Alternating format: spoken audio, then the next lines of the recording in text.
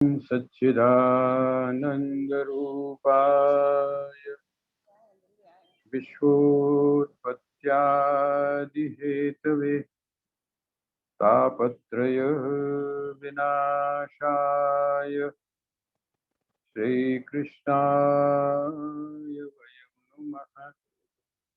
श्रीकृष्णाय वयं नुमः। श्रीकृष्णाय वयं नुमः। श्रीमद् भगवद गीता के स्वाध्याय सत्र में आप सभी का हार्दिक स्वागत है। हम इस समय चर्चा कर रहे हैं श्रीमद् भगवद गीता के 9वें अध्याय की। इस 9वें अध्याय में भगवान ने उपासना की चर्चा की। जहाँ पर हम इस समय चल रहे हैं उस पूरे संदर्भ में उन्होंने कहा कि बहुत सारे मार्ग हैं, बहुत तरीके से मुझको लोग जो है वो भजते हैं। आप थोड़ा सा ये जो अभी जो हम चर्चा कर रहे हैं वो कर रहे हैं 15वें श्लोक की, लेकिन आप अगर थोड़ा आगे आएंगे तो 24वां जो श्लोक है, श्लोक नंबर 24, उसको यदि आप देखेंगे तो उसके अंदर उन्होंने अब जो बोलने जा रहे हैं उसका सत्व बोल दिया। वो सत्व इसलिए मैं आपके सामने रख रहा हूं ताकि वो सारी बातें कहने के बाद, सारे मार्ग कहने के बाद या साधना की सारी प्रक्रिया समझाने के बाद आखिर में क्या कहना चाहते हैं, उनका जो कंक्लूजन है वो क्या है। और उनका कंक्लूजन जो है वो ये है, न तु माम अभिजानन्ति तत्वेना तस्च्यवन्ति ते। ये वही बात जिसको पहले भी भगवान ने कहा था कि वो मुझको तत्व से नहीं जानते। कौन? कहते हैं कि जो मुझको भजते हैं, जो मेरा भजन करते हैं, जो मेरी उपासना करते हैं, वो जब तक मुझको तत्व से नहीं जानते हैं तब तक उनका ये जो पुनर्जन्म, जन्म और मृत्यु का जो चक्र है ये समाप्त नहीं। उसका कारण क्या है? हमारी जो दृष्टि है वो जब साधना में या जिस समय किसी भी मार्ग को अपना के जब हम भगवान को अन्य रूप से भजते हैं, हम ये मानते हैं कि भगवान अलग हैं और उनके द्वारा जो साधन किया जा रहा है हमारे द्वारा उनको प्राप्त करने का वो कुछ अलग है, तो हमारे सामने फिर थोड़ी सी दिक्कत आ जाती है। और जिस समय हम उनको तत्वतः जान जाते हैं तो हमको ये समझ में आता है कि जिन साधनों को हम अपना रहे हैं, जैसे आप जिस समय निराकार तत्व की जब आप चर्चा करते हैं, आपकी जो आरती है, हमारा जो मिशन है, उस मिशन की जो आरती है, उस आरती को जब आप बहुत गौर से सुनते हैं और उसके ऊपर जब आप थोड़ा सा विचार करना शुरू करते हैं तो उस आरती में जो दीपक की बात है, जो घंटियों की बात की गई है, जो चमर की बात की गई है, वो किस तरह से की गई है, उसको जब आप देखते हैं तो वो तत्वतः चिंतन, जिसको हम बोलते हैं वो ब्रह्म की, निर्गुण ब्रह्म जो है उस निर्गुण ब्रह्म की आरती। आरती तो कर रहे हैं लेकिन उसका जो रूप है वो कुछ बिल्कुल अलग है। जैसे आप अक्सर एक भजन सुनते हैं कि भाई जो तेरी चीज है उसको मैं तुझको चढ़ा के क्या करूं। ये तो एक दृष्टि हो गई। जो फूल हैं, फूल तेरे बनाए हुए हैं, तेरी बनाई हुई चीजें मैं तुझ पर क्या चढ़ाऊं, है ना। तेरे द्वारा जो, तेरा ही तो रूप है, अग्नि भी तेरा ही रूप है। तो ये जो एक कंसेप्ट था यहाँ पर तो बिल्कुल ही अलग कर दिया। उन्होंने कहा कि तेरे द्वारा बनाई गई नहीं, बल्कि तू जहां पर, सारी जगह पर तो तू विराजमान। कौन सी चीज ऐसी है जहां पर तू विराजमान न हो? और जब ऐसी स्थिति है तो जो कंसेप्ट है पूरा का पूरा उपासना का, पूजा का, ये सारा का सारा बदल जाता है। आप देखेंगे जो उपनिषद हैं, वो उपनिषदों में आरण्यक है, आरण्यक, एक तो उपनिषद है ना, एक आरण्यक। आरण्यक का अर्थ क्या है? आरण्यक का अर्थ है कि जो उपासना हम करते आए हैं, जो उपासना या जो पूजा हम करते आए हैं, अभी तक हमने क्या माना कि जो साधन है ना, साधन, साधन अलग है। देखिए त्रिपुटी है ना, साधक अलग है, साधन अलग है और साध्य अलग है ना। जो यात्रा करने वाला है वो अलग है, जिससे यात्रा की जा रही है वो अलग है, और जहां यात्रा करते समय या करने के बाद में जहां पर पहुंचना है वो अलग। अभी जो हमारी शुरुआत, जिस समय हम पूजा करते हैं तो हम क्या करते हैं? कहते हैं मैं तो पूजा करने वाला हूं। तो किसके द्वारा पूजा करनी चाहिए? कहते हैं पुष्प होने चाहिए, अगरबत्ती होनी चाहिए, धूप होनी चाहिए, वहां पर गंगा जल होना चाहिए, तुलसी का पत्र होना चाहिए, या विष्णु की उपासना करते हैं तो वहां पर कमल का पुष्प होना चाहिए। आजकल आप शिव की आराधना कर रहे हैं तो बिल्व पत्र होना चाहिए, गंगा, ये सारे साधन। इन सब चीजों को आप एकत्रित करके आप जो है वो पूजा कर रहे हैं। आप पूजक हैं, ये पूजा की सामग्री है, और जो पूज्य है, जिसकी आप पूजा कर रहे हैं। तो ये तीनों अलग अलग हो गए, लेकिन भगवान यहाँ पर धीरे से जो संकेत करना चाह रहे हैं वो बड़ा विलक्षण है। हमने आप लोग अक्सर जिस समय भोजन करते हैं तो भोजन करने में अलग अलग प्रार्थनाएं हैं, लेकिन एक प्रार्थना अक्सर कही जाती है, ब्रह्मार्पणम ब्रह्म हवि ब्रह्माग्नो ब्रह्मणा हुतम ब्रह्मैव तेन गंतव्यम ब्रह्म कर्म समाधि। जब उस ब्रह्म के अतिरिक्त तो कुछ है ही नहीं, है ना। जो खाने वाला है वो भी उसी का रूप है, जिसके द्वारा खा रहा है अर्थात हाथ के द्वारा खा रहा है वो भी उसी का रूप है। हाथ के द्वारा नहीं खा रहा, अगर वो चम्मच के द्वारा खा रहा है तो वो जो चम्मच अर्थात जो खनिज है, वो खनिज भी कहाँ से आया? पृथ्वी से आया। और वो जो पृथ्वी है वो किसका रूप है? वो परमात्मा का रूप है, उससे अलग नहीं है। तो ये जितनी और जिन जिन चीजों को आप उपभोग कर रहे हैं या जिन जिन वस्तुओं का आप प्रयोग कर रहे हैं, वो भी क्या है? वो भी उसी का ही रूप है। और इसका मतलब ये जो त्रिपुटी है, त्रिपुटी का मतलब जो तीन चीजें हैं, यात्रा करने वाला, जिसके द्वारा यात्रा की जा रही है, और जहां के लिए यात्रा की जा रही। अभी हम तीन हैं, लेकिन जैसे जैसे जैसे आप इस तत्व को समझते जाते हैं, साधक अलग है, साधन अलग है, साध्य अलग, लेकिन जैसे जैसे हम इसको समझते जाते हैं, साधना में जैसे जैसे हम प्रवेश होते हैं, वैसे वैसे हमको समझ में आ जाता है कि अरे ये तो, जिनको हम तीन चीजें मान रहे थे, ये तीन चीजें तो अलग अलग है ही नहीं। ढूंढता फिरता था ऐ इकबाल अपने आप को, ढूंढता फिरता था ऐ इकबाल अपने आप को, आप ही गोया मुसाफिर और आप ही मंजिल हूं मैं ही मुसाफिर हूं, मैं ही चलने वाला हूं, और जिस मार्ग से मैं जा रहा हूं वो मार्ग भी मुझसे अतिरिक्त नहीं है। जब मैं विराट दृष्टि से देखता हूं तो उसमें और मुझ में किसी भी तरह का कोई अंतर नहीं होता है। और जो मेरी मंजिल है, जहां मैं जाना चाहता हूं, अभी तक तो मैंने क्या सोच रखा था कि मेरी मंजिल जो है वो मुझसे अलग है, लेकिन अब समझ में आता है कि मेरी मंजिल भी कौन सी है, वो भी मैं ही हूँ। तो त्रिपुटी जो है, उस त्रिपुटी का नाश अर्थात त्रिपुटी न रह जाए, वो जो तीन चीजें हैं वो तीन चीजें न रह जाएं, वो सिमटती चली जाएं अर्थात एक हो जाएं, ये जो है ये साधना का पक्ष है। भगवान यहाँ पर कहते हैं जो निर्गुण निराकार ब्रह्म की उपासना करता है वो तो एक रूप मानता ही है, लेकिन जो लोग पृथक्त्वेन अर्थात अलग तरीके से, ये जो 15वां अध्याय है, अलग तरीके से, अलग अलग या बहु बहु रूप में, कई रूपों में जो मुझको स्वीकार करते हुए, कई मार्गों के द्वारा जो मुझको स्वीकार करते हुए अपने जीवन की साधना कर रहे हैं, ऐसे लोग भी क्या हैं? ऐसे लोग भी आखिर में कहाँ पर पहुंचते हैं? आखिर में उनको क्या चीज समझ में आती है? आखिर उनको यही समझ में आता है, एकत्व अर्थात तीनों मैं ही। और भगवान उस चीज का जो है वो यहाँ पर प्रतिपादन कर रहे हैं आगे की श्लोक।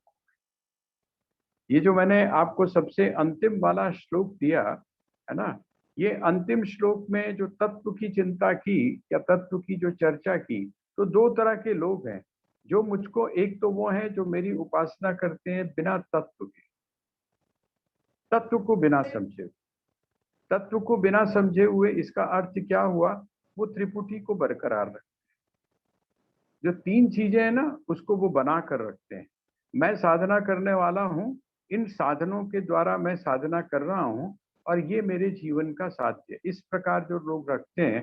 कहते हैं ऐसे जो लोग हैं वो अपने जीवन की साधना करने के बाद विभिन्न जो लोग हैं, कामना है ना, कामना, आप अपने से अलग जब किसी चीज को चाहते हैं तो वहां पर कामना हो। जब आप अपने आप को चाहते हैं तो आपको दिखाई तो दे रहा है कि वो कामना है, लेकिन वास्तव में वो कामना नहीं। परमात्मा को, ईश्वर को जब आप अन्य मानकर और उसके लिए जिस समय आप प्रयास कर रहे हैं, तो इसका मतलब अन्य से आप कुछ और मांगना चाह रहे हैं, कुछ और चीजें मांग रहे हैं। जो और चीजें जब आप मांग रहे हैं, इसका मतलब आपकी जो मांग है वो विषयों के प्रति है, संसार के भोगों के प्रति है। तो कहते हैं इस प्रकार के जो लोग हैं वो क्या होता है, वो कहते हैं कि पुण्यों पुण्यों को करते हैं और पुण्यों के फलस्वरूप वो स्वर्ग आदि लोकों की प्राप्ति करते हैं।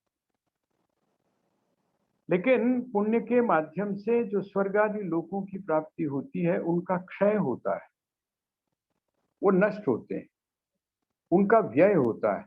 और जब व्यय होता है, नष्ट हो जाते हैं, तो क्या होता है, फिर व्यक्ति की जो गति है, जीव की जो गति है, वो फिर अधोगामी अर्थात नीचे की तरफ आ जाती है। पहले ऊपर की तरफ होती है, फिर वो नीचे की तरफ आ जाती है। और जब नीचे की तरफ आती है तो आप ऐसे समझ लीजिए जैसे कि आप ऊपर गए, जैसे सांप सीढ़ी नहीं खेलते हैं, आप जब सांप सीढ़ी खेलते हैं तो क्या होता है, कभी आप ऊपर जाते हैं और कभी आप नीचे जाते हैं। जब आप सीढ़ी पे चढ़ते हैं तो आप ऊपर पहुंच जाते हैं, और जिस समय आप सांप के मुंह पर आते हैं तो आपको नीचे आना पड़ता है। ये जो सांप सीढ़ी का खेल है, ये कब तक चलता रहता है, कहते हैं जब तक हम तीन चीजों को अलग अलग मान कर करते हैं। लेकिन जिस दिन हमको ये समझ में आ जाता है कि ये तीनों चीजें अलग अलग नहीं है, यही है अनन्य रूप से चिंतन, है ना। जिस समय आपको ये बात आ जाती है समझ में, जैसा मैं आपको कह रहा था कि मानसिक जो पूजा है, मानसिक जो पूजा है, उस मानसिक चीज का या मानसिक पूजा का इतना जो महत्व है, वो क्यों कहा गया, क्योंकि मानसिक पूजा करते समय आपको किसी भी साधन की अपेक्षा नहीं है। आप आत्म रूप में आत्म पूजा आप कर रहे हैं, और जिस समय आप आत्म पूजा करते हैं तो वहां पर जो उपलब्धि या जो अनुभव आपको प्राप्त होता है, उसके बाद में भगवान कहते हैं उसको वापस आने की आवश्यकता नहीं है, और वो वापस नहीं आता। ये एक तरह से आउटलाइन मैंने आपको बताई है आगे के श्लोकों की। तो इसको हम कई बार क्योंकि पढ़ चुके हैं, है ना, इसलिए यहाँ इसको हम सिर्फ स्पर्श करते हुए चल रहे हैं आगे। लेकिन जो मूल बात है वो दो चीजें समझने की है। एक तो ये समझने की है कि यदि आप सकाम रूप से उपासना कर रहे हैं, अन्य रूप से यदि आप उपासना कर रहे हैं, तब आपकी गति क्या होगी। और यदि आप अनन्य रूप से उपासना कर रहे हैं, अर्थात आपके अंदर त्रिपुटी नहीं है, आपने तीनों को मिला दिया है, आप साधन को भी क्या मान रहे हैं, साधन को भी आप ये मान रहे हैं कि वो भी परमात्मा का ही रूप है। मैं परमात्मा इस साधन रूपी जो परमात्मा है उसको, और वो जो अग्नि रूपी जो परमात्मा है उसमें मैं समर्पित करता हूँ। इसका मतलब ये जो त्रिपुटी है ये समाप्त होती है। परमात्मा परमात्मा को परमात्मा के प्रति समर्पित कर रहा है। ये जो वृत्ति है, ये वृत्ति तभी हमारे जीवन में आती है जिस समय हम उस परमात्मा के को सही तरीके से तत्वतः जानता है। अब भगवान यहाँ पर जो 16 काका श्लोक जी, है, मैं काका इसको, जी एक मिनट, मुझे ये हाँ जी, अरण्यक का मतलब नहीं समझ में आया। अरण्यक का क्या मतलब हुआ ये? आरण्यक, हाँ, आरण्यक में क्या होता है कि जैसे आप यज्ञ करते हैं, अब जैसे मैं आपको एक बड़ा छोटा सा एग्जांपल देता हूँ, अश्वमेध है, अश्वमेध यज्ञ, है ना। अब वो जो अश्वमेध यज्ञ है उसमें तरह तरह से उसकी व्याख्या है कि अश्व को जैसे अश्वमेध यज्ञ में होता था उसको जो है वो यज्ञ में डाला जाता था। कुछ लोगों ने कहा कि नहीं, वो जो नस्ल थी उस नस्ल को ठीक करने की उसमें विधि थी। ये जो नर बलि होती थी उस नर बलि का उद्देश्य वो बलि नहीं था जैसा हम लोग मानते हैं। पशु बलि का अर्थ वैसा नहीं था जैसा हमने मान लिया। इसी तरह से ये जितनी भी चीजें हैं इनका इनके पीछे था उसमें परिष्कार करना, उसमें जो दोष आ रहे हैं उन दोषों की निवृत्ति करना। तो ये अब जैसे अश्वमेध है। अब जिस समय आप आरण्यक में पहुंचे, जब आप पूर्व मीमांसा में अर्थात जिस समय आप कर्मकांड के अंदर हैं, तब उस समय आप अश्व का अर्थ अश्व ही लेते हैं। जैसे आप गोदान है, अब गोदान का अर्थ आप क्या लेते हैं? गाय का आप दान कर, ठीक है। गाय का आपने दान किया, और जिस समय आपने गाय का दान किया तो आप उसको कह देते हैं गोदान। लेकिन यही जो गोदान है, अब गोदान के लिए जैसे आज ही बाई चांस अगर हमको गोदान करना पड़ता है तो आपके पास पैसा चाहिए ना, अच्छी गाय देंगे आप, कैसी गाय देंगे? वैसी गाय नहीं देंगे जैसे नचिकेता ने के पिता ने दी थी, दुबली पतली जिनके दूध भी नहीं है और जिनके नीचे बच्चे भी नहीं है। वो कहते हैं कि नहीं, उसके नीचे यदि बछड़ी हो तो बहुत अच्छा है। और इस तरह से उसकी एक बताई हुई है कि ये उसके लक्षण होने चाहिए। अब आप जो है आप तो वानप्रस्थ में आ गए, आप तो वन में आ गए। अब जब वन में आ गए तो आपने अपनी जितनी भी आवश्यकताएं थी उन आवश्यकताओं को आपने क्या किया? सीमित कर दिया। आपने उसको सीमित कर लिया। अब सीमित कर लिया तो क्या किया जाए? उन्होंने क्या किया, वही जो अश्व शब्द है या वही जो गो शब्द है उसको उसका अर्थ व्युत्पत्ति परख दिया। गो का अर्थ क्या होता है? गो का अर्थ होता है आपकी इंद्रिया। गो का अर्थ क्या होता है? आपकी इंद्रियां। और जिस समय आपने उसका अर्थ उस गाय से लगाकर हटाकर जिस समय आपने इंद्रियों के रूप में लिया, अब आप सोचिए कि गोदान का अर्थ क्या है? गोदान का अर्थ हुआ आप अपने समस्त इंद्रियों को कहाँ दे दिया? जो भी आपका इष्ट है उसके प्रति आपने है, उसके प्रति आपने। अश्व का अब उन्होंने क्या किया? अश्व का लिया उसी जिसकी मैं आरण्य की बात कर रहा हूँ। वो कहते हैं ऊषा व अश्वस्य मेध्यस्य शिरः, कि जो ऊषा है, ऊषा का मतलब जो प्रातः है, अभी न तो दिन हुआ है और न अभी रात है, उसके जो बीच का समय है जहां पर थोड़ी सी रात है, थोड़ा सा अंधेरा है, साथ में अभी सूरज जो है वो निकल के आया है, वो जो प्रकृति का एक रूप है वो क्या है? वो कहते हैं वो उस अश्व का सिर है। अब देखिए, क्योंकि हमने धीरे धीरे करके जो साधन है उस साधन में हमने परिवर्तन किया। अभी तक हम जिसको ठोस अर्थात पदार्थ मान रहे थे, अब हम पदार्थ नहीं मान, अब हम पदार्थ नहीं मान रहे हैं। अब उसको हम पदार्थ ना मान के उस पदार्थ के द्वारा जो किया जा रहा प्रतीक है वो प्रतीक हमने लेना शुरू कर दिया। तो जो आरण्यक हैं जिनको आप आरण्यक, अरण्य शब्द से बना, अरण्य का मतलब होता है जंगल। इसका मतलब अब आप जब अरण्य में चले गए, आप अब करना तो आपको है ही, करना तो आपको है ही, लेकिन आपके पास में वो सारी चीजें नहीं है। अब पात्र में आप खा रहे हैं, जैसे स्वर्ण के पात्र में आप खा रहे हैं। अब आपके पास में अब स्वर्ण पात्र तो है नहीं, जिस समय आप वानप्रस्थ में चले गए तो आप तो सब कुछ दे आए। यहाँ तक कि जो राजा होता था या रानी होती थी, वो भी जिस समय अरण्य में आ जाते थे तो अपना सब कुछ छोड़ आते थे, वहां कुछ भी साथ में लेकर नहीं आते थे। अब उन्होंने क्या किया? उसके बाद में उन्होंने ये जो पत्तल होता है ना आपका, जिसको आप दक्षिण भारत में तो केला बहुत है ना। वो केले का जो पत्ता है, उस केले के पत्ते के ऊपर जब आप खाते हैं तो आप समझ लीजिए ऐसा है जैसे कि आप सोने की थाली पे खा रहे हैं। इसी तरह वो जो पत्तल है, जिसको अब आजकल तो बहुत मॉडिफाई कर दिया गया, लेकिन वो जो पत्तल था, पत्ते के ऊपर ढाक का जो पत्ता होता है, उस ढाक के पत्ते के ऊपर जब आप खाते थे, तो आप ऐसे समझिए जैसे कि आप सिल्वर पे खा रहे हैं। ऐसा क्यों था? देखिए, हमारे यहाँ आप देखेंगे जिस समय जो ब्रह्मचारी होता था, जिस समय आप उसको यज्ञोपवीत करवाते थे, उस यज्ञोपवीत करने के बाद में उसके हाथ में एक दंड होता था। हमेशा वो दंड उसके हाथ में होता था। वो दंड क्यों होता था और किस चीज का होता था? उसके एक तो ये पहचान हो जाती थी कि कौन है, ब्राह्मण है, क्षत्रिय है, वैश्य है या कौन।